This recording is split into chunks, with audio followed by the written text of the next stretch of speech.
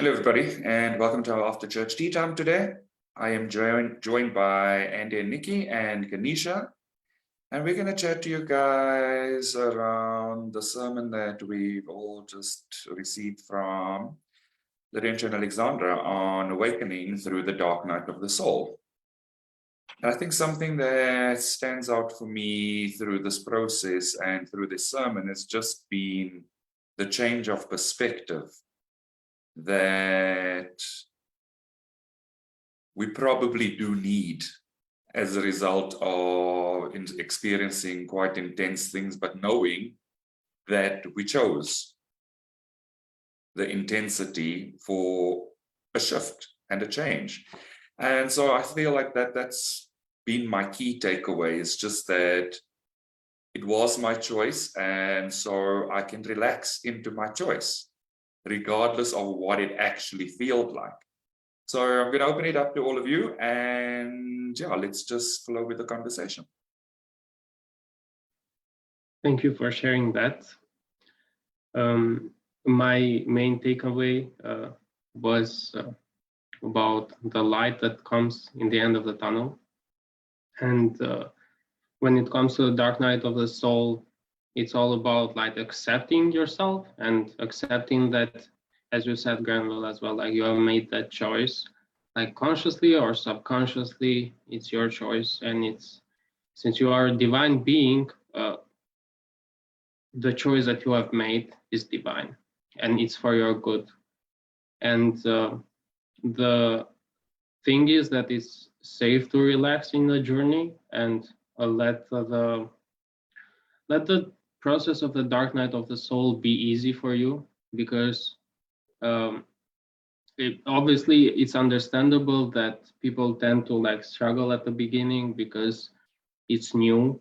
Like you are entering in an area of your life where you have not experienced before, and it's challenging. It's like a completely different thing. It's not a filter anymore. It's basically I don't know who said, I think it was you, Granville, that said it is also like you feel like naked. You're there, vulnerable, and it's about finding that safety, that this is for your growth, and acknowledging the fact that you are choosing to take the path of ascension to the easy way. Because when you kind of like resist the journey, you just go in cycles. It's not like you take another way, because there's not. Mm-hmm. So you just take a cycle. And the thing with the cycle is that when you choose to go in a cycle, what the cycle does is just represents you more contrast, and it shows you even more contrast until like you obviously it's in front of your eyes, you see it, and you have no other choice but to go through it. Yeah, it's like the resistance to change. Like you choose, like we make this like choice to change, and then like we don't want to change, and then like you're stuck in this kind of cycle until like you're like, okay, I actually call this in. I can actually move forward here because this is what's happening.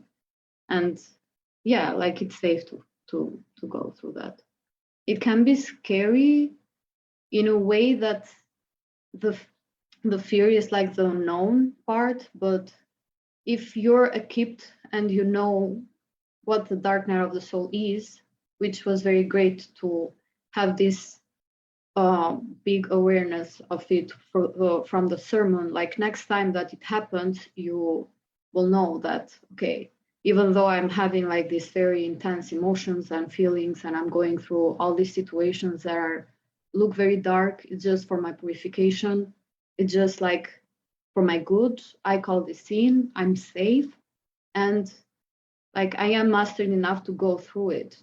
And like I can just take, like with my choice, I can choose to change, to actually have what I called in and what I desire truly.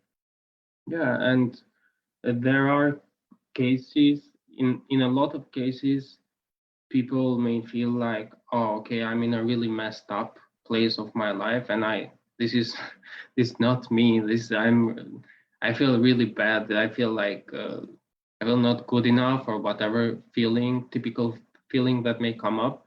But the thing is to move through that with compassion and let the process reveal you, the true you. Then afterwards, after you get to know like the true you, you will see that that was just kind of like an upheaval that you were experiencing during the process to like let it sit in the real you. It was like the bridge. Cool. Mm-hmm. Yeah.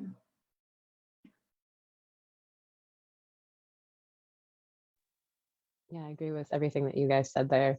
I found that for me, the takeaway was when they talked about how it's really just growing in your relationship with God.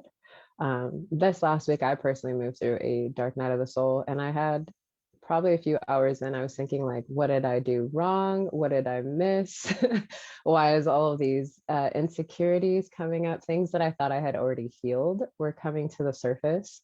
And I remember having a moment of being like, I can like freak out and melt down and kind of just numb out, or I can do this with God and know that God is going to walk me through it. And as I sat with that, I realized that the whole purpose of this was for me to go deeper with God and to be in a foundation with God, that knowing that whatever was happening in my reality couldn't come in between God and I. And that I wasn't going to let my fears and my doubts and my insecurities make me question God and his promises to me. And the promises that of being with my true twin flame. And that means that I have to purify my consciousness and things that don't align with that love. And so as I came to that realization, I was able to just relax and allow it to just come up and allow myself to feel my feelings. And it required a lot more self-care.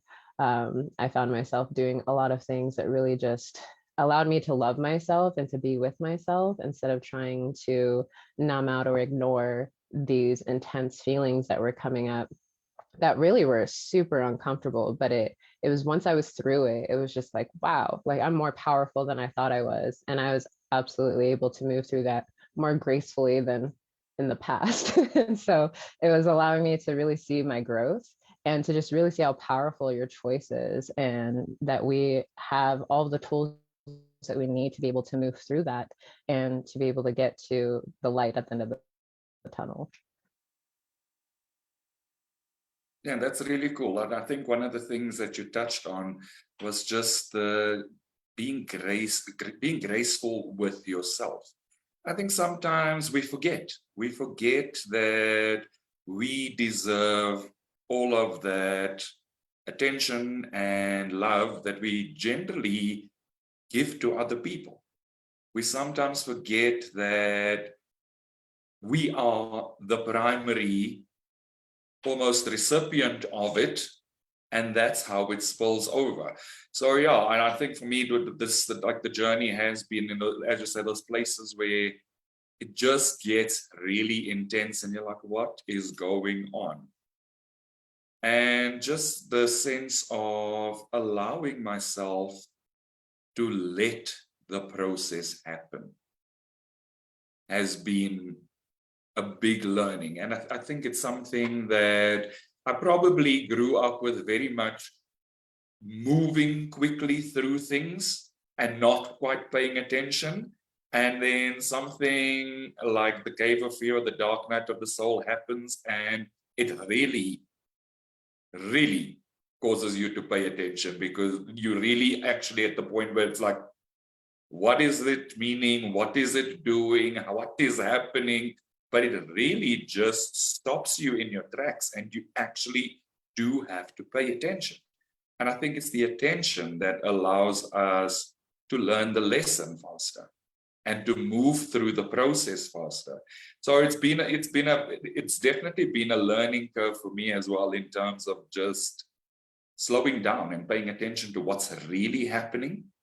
Because I think that there's a big difference between kind of existing and really being conscious of living. And a lot of my journey has just been about being conscious of actually living. So I'm not sure how you guys have experienced that.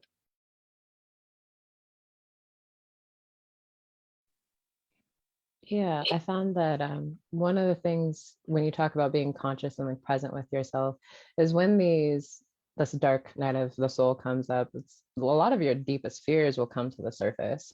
And for me, I had to like remind myself like these are all illusions. None of this is real. And there's something within me that is holding on to a belief that this is real. This is why it feels so intense. This is why it feels so scary, is because I have a belief somewhere within me that this is real. And so it requires deep honesty with yourself, which is also one of the 8 keys to harmonious union is honesty. And so it requires you to really sit with yourself and ask yourself, like, what belief am I holding on to that is manifesting this illusion into my reality, into my union?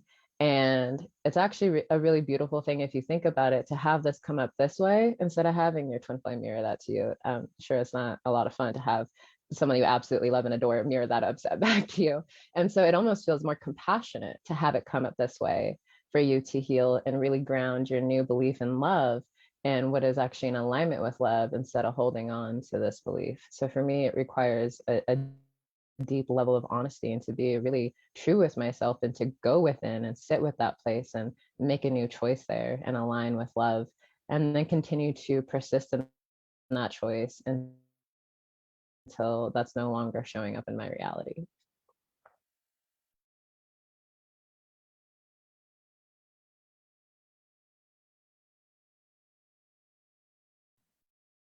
Yeah, I wanted to just say like what Alexandra like mentioned about being asleep, like when you're asleep and then like you are awake by like you're awakened by this situation and like these feelings coming up and like everything that you thought that you were or you had or that was built upon like not true foundation, which like an ego foundation,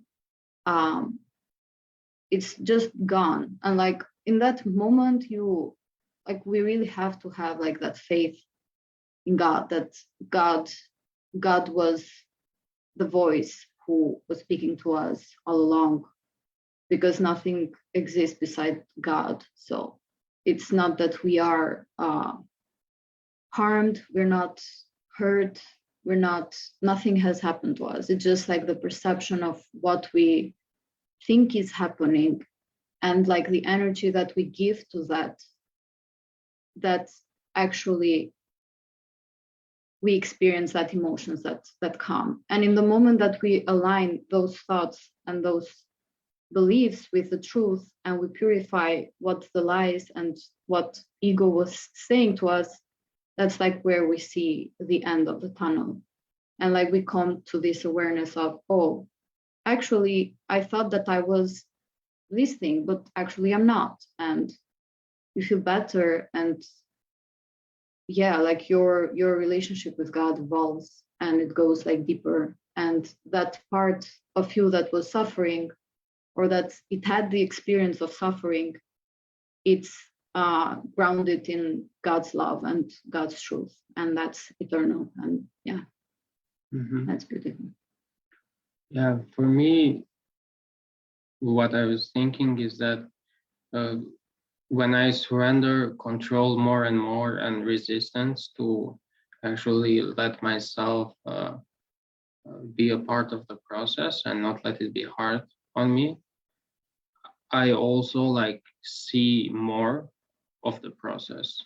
I see more like even situations in the past that where God was showing me something, and the situations in the present moment as well. So yeah, for me it was mainly about like surrendering to that safety and letting myself like space to find that safety, and alongside of that like also surrendering control. Like something else that like I really took from the sermon was the part where Alexandra was sharing the example from Paramahansa Yogananda, where God was asking her, which one, like, will you blame me? Like, will you be angry at me? Or will you choose me first? Like, what is that you desire most here? Like, who will you put first, the thing outside of you or me? And that really stuck with me, because whatever happens outside of us, like, we have God every moment, every single moment. And the test is the test of faith, and the test of, okay, what are you pursuing really? Are you pursuing me first? Are you pursuing me who created you and loves you the most? Or are you pursuing something that is temporary? Yeah. And God is actually really compassionate with you to see that yourself. Yeah. And that's why in our lifetime, the cycles sometimes tend to appear like very long to see just a pattern. And that's actually not long, it's just God being compassionate with you. So you can take the time and space to actually see and reflect on something that God was showing you like all the way. Mm-hmm. Yeah. And like, that's why, like, we have this teaching to know how to navigate this, and know how and what God is trying to communicate to us, and how to connect with God fully. Yeah. And I also liked a lot, like, the part where Laurentine and Alexander were sharing, like, that you would choose your pace in this journey. You can choose, like, to go slow, to go fast.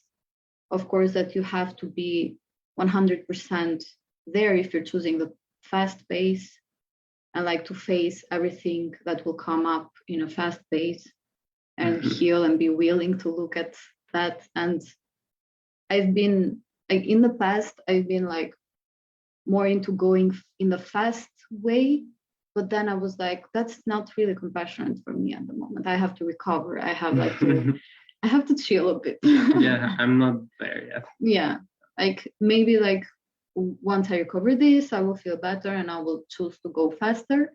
But at the moment, I'm taking it as it comes. Like, what's most compassionate to me, and what's most compassionate to me, for me, it feels like letting God choose what's compassionate for me, and not what I think that is most compassionate. I don't know if this makes sense. It's basically setting the foundation for yourself with God. Yeah. I think God chooses. Yeah, and I like that you shared that, because I think it's very important for us to remember that we have a capacity to a certain point and not to overwhelm ourselves. And I completely agree with you that it is much more comfortable to take things as they come, as opposed to really speeding through the full intensity of most things all at the same time. Because I feel like that's probably one of the reasons why we sometimes come undone. We want to do things too quickly without realizing what is actually our most compassionate base, and what is defined as ease. Because I think on the journey, you start to learn what ease is for you and what the correct pace is for you. So sometimes we will make the choice and it just becomes a lot more intense than normal. And that in and of itself is also a learning process. We're learning to know what is most appropriate and most comfortable for ourselves. And I think that's really the bigger part of something like the dark night of the soul. Not only is it the feelings that are coming up that you have chosen to call in love in those places, but you're also realizing what's reasonable for yourself in the journey and the process. So it's a lot of learning, but I think it's probably something that takes us a while to acclimatize to. Like, we really do need to find the pace before we know the pace. And you're not going to know the pace unless you've gone through certain things and you're like, whoa, slow the hell down, buddy. You got, and I have these conversations with myself all the time. It's like, okay, you can calm down now. You can slow down now. Just relax. Allow yourself space.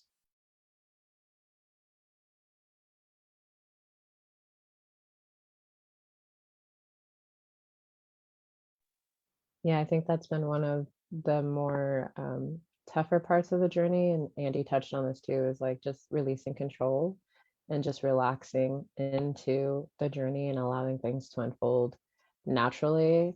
I do have moments where like God will give me an image of like a rose and it's like a bud, and it's like you could try to like pull it apart so you could see it bloom, but you have to allow it to bloom on its own to get like the full beauty of it. And so having to just trust the process and surrender all of it to God has been something that is a continuous process within myself and within my journey of just like, you know what, like I can't do this on my own, nor do I want to. So I'm going to give this to you, God, and I'm going to go at the pace that you need me to go, because if I try to control, then that's where all that resistance comes. And that's where I've had moments in my journey where I'm like, I feel like I just want to give up. And luckily, with having a community and having friends in the community, they remind you of why you even started. And I think a lot of the times we get focused on the goal of being with your twin flame instead of understanding like the true process is ascending to God and really becoming your divine self, really showing up authentically at all times for you and for God. And ultimately, your twin flame is attracted to that. And so it's always having to remember like the reason why we're here is to essentially grow our relationship with God and to have a solid foundation in relationship with God. And that touches on, again, like, do you want the thing outside of you, or are you going to choose me first? And that ultimately is a question that I always have to remind myself, like, am I choosing God in this moment, or am I choosing the thing that I want? And when you choose God, you naturally will receive what it is that you want. It's just that priority of putting God first and choosing love at the core. I like that you shared that, because one of the things that we have had to unlearn is choosing the thing outside of ourselves. Because I feel like we get socialized in life as we grow up to always want the thing outside of ourselves, and becomes such a way of life that relearning or unlearning it is what Andy and Nikki were sharing about, rebuilding the foundation. Like sometimes you actually need to completely remake the foundation from scratch. And so it might take longer for some people because it's more intense.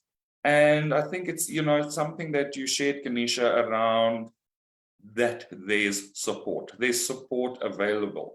And we need to remind ourselves that it's okay to ask for help.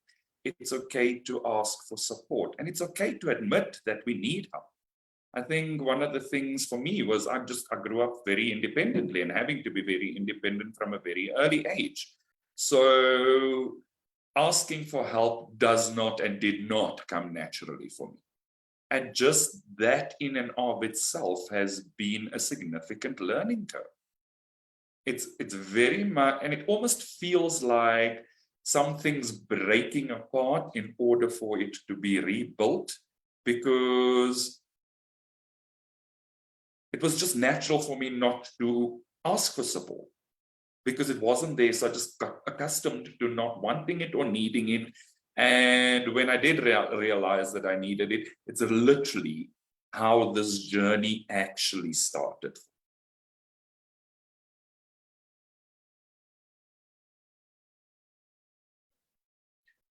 Yeah, when it comes to support, socially, people tend to have this thought process that asking for support means that you're weak. And in this journey, like spiritually speaking, asking for support is just acknowledging that you are one with God, therefore you are one with the children of God, and you are not alone in doing this. Mhm. Of course, asking for support in a codependent way is another thing, because that means that you are not actually choosing to support yourself first, but you're looking at it outside first. But when you actually go within yourself and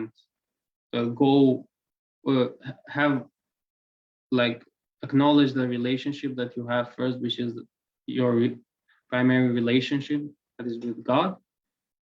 And when God is who tells you, do you need support, more support on this, Mhm. or if you are able to handle it. Yeah, like God brings the support itself. Mm-hmm. Like I remember when we were, before coming to the community and getting to know the teaching, we didn't have any kind of support. Oh yeah. We were like very much struggling, and we were like, okay, like we really need support, and we were searching for support, and like Jeff and Shalea's teaching just came up, and we were like, yeah, this is the support like that we need. And like at that moment we were very I would say not defensive, but very closed up to support, but we really wanted to be together, and that's like the opening of your heart, like to your twin flame and to God. Mm-hmm. Like, okay, I will do whatever it takes to be with my twin flame, to be closer to God, to move forward. And then with this open of heart, I feel like it's all combined to make you open your heart and love. Mm-hmm. That's the whole point of like supporting each other. Yeah, and just you mentioned our story there as well. Like we come back to the dark night of the soul.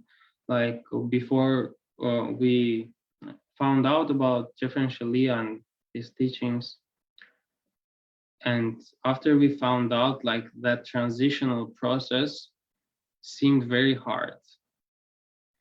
But it seemed hard because it was us transitioning into learning unconditional love, into learning like what is a divine, what is God, who is God, and what we are, and discovering ourselves deeper as well.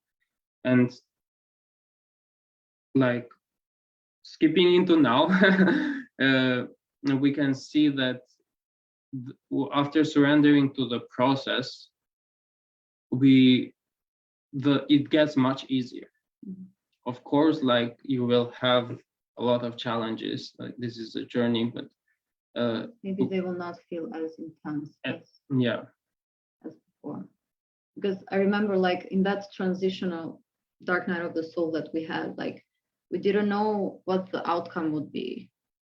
Like we didn't have expectations, like maybe we will not live together, maybe we will not like reunite and everything, like, but we took like we made a choice, and it was very fast paced, because you're like, okay, God, tell me what to do, and he was like, I will give you a job, go buy the subscription. And then, okay, God, what do I have to do now? Learn, like heal.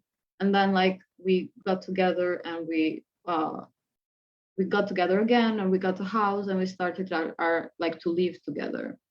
It was like very, very quick. Yeah, a lot of stuff obviously happened meanwhile, but the one thing that we had there, even in the most hopeless times, was faith, as Alexandra said as well. So, yeah.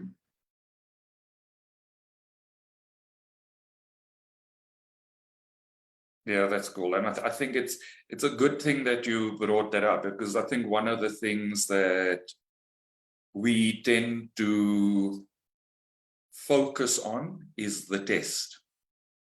But the test is a deepening of faith.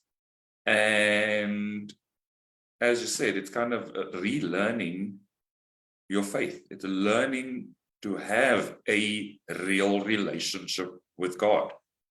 And so a lot of it feels like your faith is being tested. But I also feel like a lot of it just brings us closer to God if we allow it to. And I think it's about allowing the learning, allowing the deepening and strengthening of your faith. It's really about allowing yourself to become the fuller person that you should be. And that's always been there, but we probably are literally uncovering as we go along. Because it's something that's always stood out to me. Sometimes you're actually meeting parts of yourself for the first time or in a new way, so that you actually get into the space where you truly do learn to appreciate yourself and actually have a relationship with yourself. So, you know, like it sometimes feels very convoluted, like it takes just twists and turns, but it kind of always points back to your true north and your true center.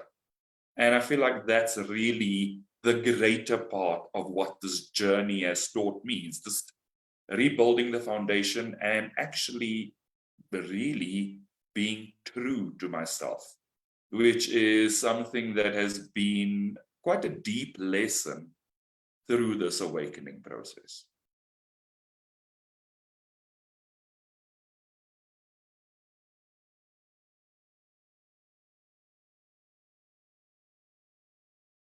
So just checking in, how are you guys feeling? Anything else to add before we wrap up?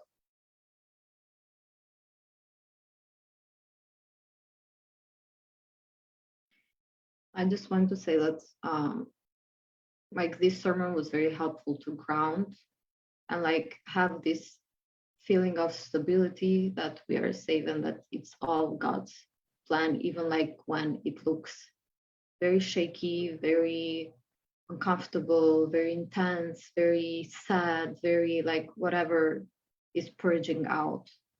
And that we have like the power. It's not that we are victims in that moment, that, oh, this is happening and why am I feeling like this? Like it must be because I'm wrong, or it must be because there's something wrong with me. Well, it's just feelings coming up to be released and to just change. Mm-hmm. I just want to share one last thing. I always had this thought, and now that I look back at it, it was a fear. And it was like, what if something comes up that I cannot like go through? I cannot heal. I cannot heal. Like, what if like that dark night of the soul comes up? But now that I look back at it, it feels like it never did. Yeah. You know, it feels like it never did, actually. I feel like that's what you healed in the dark night of the soul, like knowing that you can go through everything. Yeah. And it's really empowering, to be honest, just to like reflect on this.